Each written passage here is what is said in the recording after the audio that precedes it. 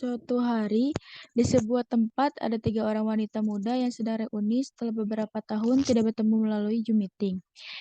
Dari ketiga orang tersebut, terdapat satu orang yang berprofesi sebagai seorang dokter, yaitu Arin, satu orang merupakan ahli gizi, yaitu yang bernama Meliana, dan satu orang lagi merupakan ibu rumah tangga, yaitu Safa. Lalu mereka berbincang-bincang layaknya seorang teman lama. Halo guys, udah lama kita nggak berbincang kayak gini. Oh, bener banget nih. Kayaknya ada 3 tahun kali ya kita nggak ngobrol ya. Meskipun sekarang lewat Zoom, tapi yang penting esensinya nggak sih? Ya benar, kita udah cukup lama juga ya. Ngomong-ngomong, Safa lagi kenapa ya? Kok aku lihat-lihat kayak yang murung gitu, banyak pikiran. Kenapa kamu? Ah, iya nih teman-teman. Sorry ya, aku sedang banyak pikiran nih. Oh gitu ya, Sapa. Coba cerita aja ke kita, siapa tahu kita bisa bantu gitu. Benar tuh, cerita aja ke kita terbuka kok. Iya nih, kebetulan kita sedang berkumpul. Kalian kan dokter dan ahli gizi kan? Aku mau tanya nih, sedikit boleh kan? Boleh-boleh tanya aja, nanti kita siap bantu kok. Jadi gini teman-teman, kemarin mama aku tuh habis adopsi anak dari panti asuhan gitu. Nah, setelah beberapa bulan, adik bayinya nunjukin gejala-gejala yang kurang normal gitu, kayak keterbelakangan mental gitu. Terus tumbuh kembangnya tuh telat gak sesuai usianya. Oh gitu ya. Apa mama kamu udah coba konsul buat ke dokter spesialis anak? Udah kok, dan direkomendasiin juga untuk cek darah, biar ketahuan apa yang salah. Oh bagus itu nih.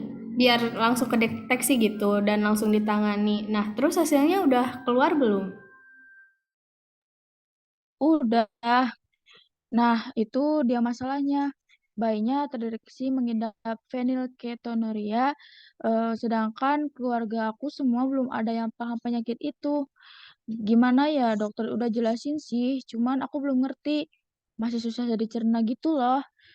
Kalian bisa tolong jelasin nggak pelan-pelan? Kalau dari aku sih, kalau penyakitnya apa, terus penyebabnya apa, kurang ngerti sih. Tapi kalau misalkan tentang terapi makanannya, aku sedikit tahu. Mungkin Arin sebagai dokter bisa jelasin. Boleh deh, aku coba jelasin pakai kalimat yang sederhana mungkin ya. Kalau ada pertanyaan, Safa nanti kamu bisa langsung tanya aja.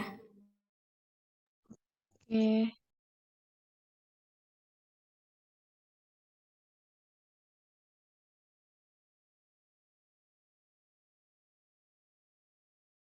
Nah, jadi si fenilketonuria ini sesuai namanya fenilketonuria. Jadi dia ada penumpukan fenil. Fenil itu adalah salah satu asam amino.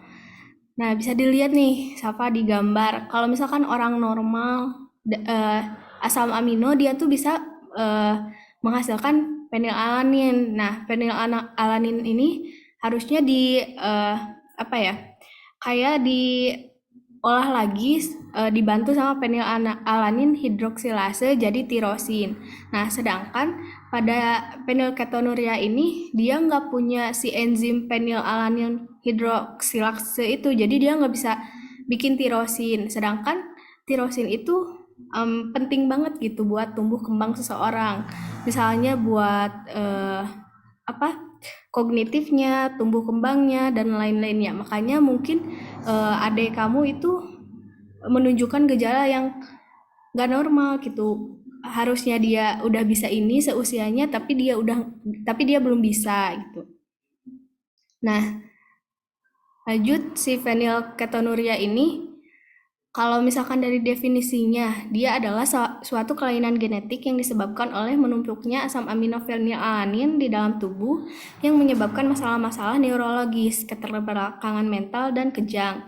Nah, fenilketonuria ini diklasifikasikan berdasarkan beratnya fenilalaninемia. Nilai normal fenilalanin dalam tubuh dalam darah adalah 110 sampai 360 mikromol per liter.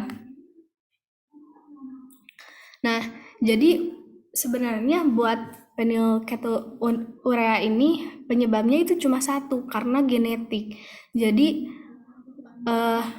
ada kelainan gen pada kromosom 12 itu mengalami mutasi. Nah, gen pengkode protein yaitu PAH atau phenylalanin hidroksilase tadi yang merupakan suatu enzim dalam liver, dia tidak diproduksi. Jadi dia nggak bisa memecah asam amino fenilalanin jadi tirosin. Nah, saat gen kromosom 12 termutasi, enzim PAH tadi itu berubah dan tidak dapat memecah fenilalanin jadi tiroksin. Nah, karena dia tidak bisa mecah tiroksin itu, jadi si tiroksinnya nggak ada. Jadi fungsi yang harusnya dilakukan tiroksin itu jadi nggak ada. Nah, lanjut. Jadi fenilketonuria ini kelebihan fenilalanin dan asam fenilpiruvat yang dikeluarkan oleh ginjal bersama dengan urin. Normalnya 30 mg fenilalanin per 100 ml. Mungkin berdasarkan hasil pemeriksaan darah adik kamu, nilai fenilalaninnya tinggi gitu dalam darah. Jadi dia didiagnosa fenilketonuria. Nah, kalau misalkan fenilketonuria ini terlalu banyak dalam darah, itu bisa jadi racun serta mengganggu perkembangan dan kerja otak. Sehingga penderita PKU ini mengalami kelemahan mental dan pigmentasi rambut biasanya berkurang. Jadi salah satu tandanya juga mungkin rambutnya itu agak warnanya nggak hitam pekat gitu ya, Saf. Lanjut. Nah, klasifikasi fenilketonuria ini ada 4. Ada klasik, ada permanen hiperfenilalanemia atau HPA, dan fenilketonuria ringan dan moderat. Mungkin klasik itu merupakan bentuk fenilketonuria yang paling parah, tidak terdapat atau sangat berkurangnya fenilalanin hidroksilase menghasilkan kadar fenilalanin yang tinggi dalam darah. Sedangkan untuk fenilketonuria atipikal, jadi si enzim PAH-nya ini masih ada, cuman kadarnya sangat sedikit sekali. Sedangkan untuk HPA ini kadar fenilalaninnya kurang dari 600 mikromol dalam darah. Namun jika pasien anak masuk dalam kategori ini, sebagian besar masih memerlukan diet khusus untuk mencegah kecacatan intelektual dan komplikasi lain-lainnya. Lanjut. Nah, jadi seperti yang aku bilang tadi, penyebab fenilketonuria itu cuma satu, yaitu karena gen. Jadi kelainan genetik yang bersifat resesif autosomal, artinya butuh kedua salinan gen untuk mengembangkan gejala tersebut.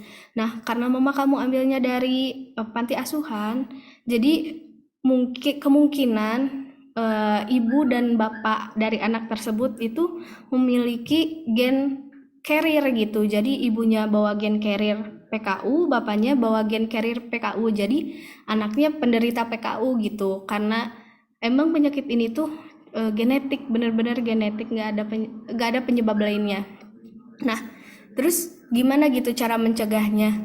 Yaitu salah satunya dengan cara tes genetik sebelum menikah dan tes kesehatan sebelum menikah. Jadi sebelum menikah tuh si suami dan si istri dites gitu. Jadi ketahuan kalau misalkan dia bawa gen PKU atau enggak gitu. Nah, mungkin kalau misalkan dari segi patologisnya mungkin seperti itu ya, PKU tuh karena genetik. Jadi mungkin emang nggak bisa sembuh gitu, tapi bisa dikurangi dampaknya dengan diet-diet. Mungkin Mei bisa jelasin? Iya, kalau ini aku bisa jelasin. Karena adik kamu ini tuh jatuhnya masih kecil ya, biasanya tuh penderita fenilketonuria yang masih bayi itu tuh bisa dikasih ASI aja gitu. Karena ASI ini tuh memiliki kadar fenilalanin yang rendah, jadi nggak apa-apa gitu untuk bayi. Terus mungkin kalau misalkan nanti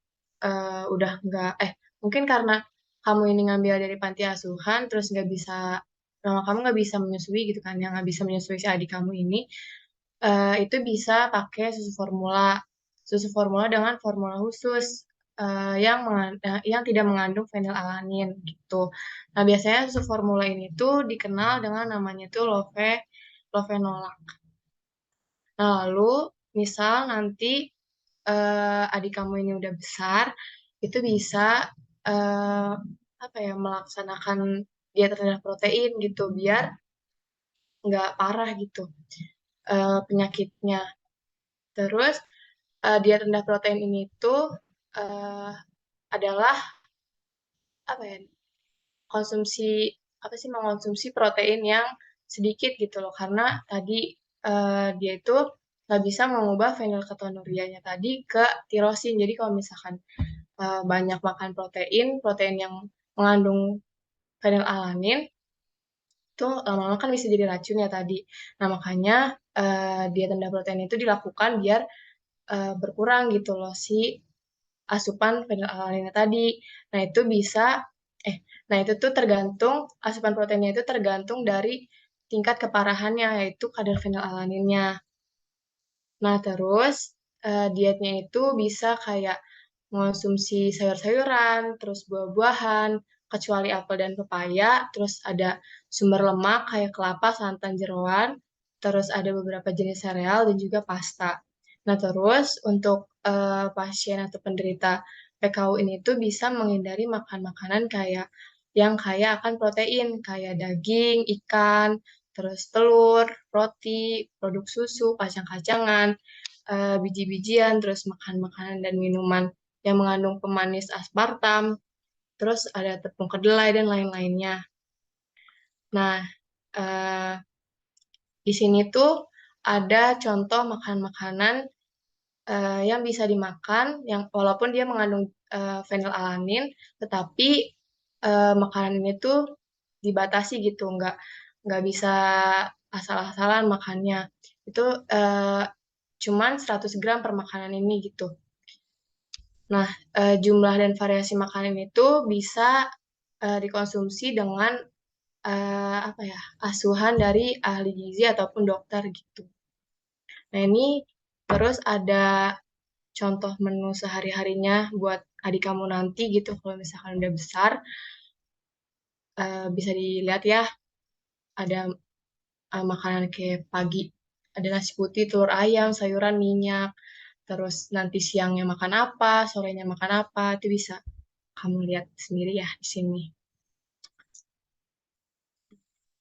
Sama ini juga. Nah, mungkin itu aja sih yang bisa aku jelasin. Nah, mungkin Safa ada pertanyaan nggak? Misalkan kamu masih belum ngerti gitu, bagian mananya, boleh ditanyain. Hmm, jadi ini tuh penyakit bawaan lahir ya, dan nggak bisa sembuh juga gitu. Mm-mm. Jadi dia kalau buat sembuh tuh susah gitu ya, karena emang genetik dari lahir dari sananya kromosomnya ada mutasi gitu. Tapi kalau misalkan yang kamu lakuin dengan deteksi sedini mungkin ke dokter spesialis anak ini udah bener karena dia bakalan ngurangin dampak di kemudian hari gitu. Jadi bisa aja nanti kalau misalkan udah gede, adek kamu nggak terlalu banyak keluhan sakitnya gitu.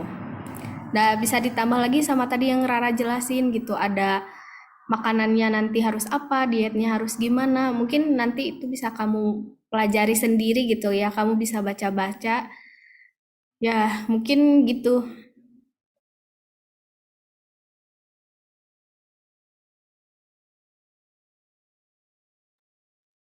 Oh iya deh, makasih penjelasannya. Sama-sama. Kalau misalkan kamu ada masalah lagi, mungkin bisa eh, tanya-tanya lagi gitu sama aku atau sama Meliana gitu buat ya kita pasti bantu juga gitu buat kontrol perkembangan adik kamu nanti. Iya, bener banget tuh. Oh gitu ya, makasih banyak ya Arin, Rara. Maaf ya, harusnya kita tuh senang-senang malah jadi diskusi kayak gini. Nggak apa-apa, Iya, aku nggak malah apa-apa. seneng gitu ya, sharing ilmu gitu sama kamu. Semoga bermanfaat gitu Zoom kita kali ini juga. Semoga adik kamu juga bisa sehat terus ya.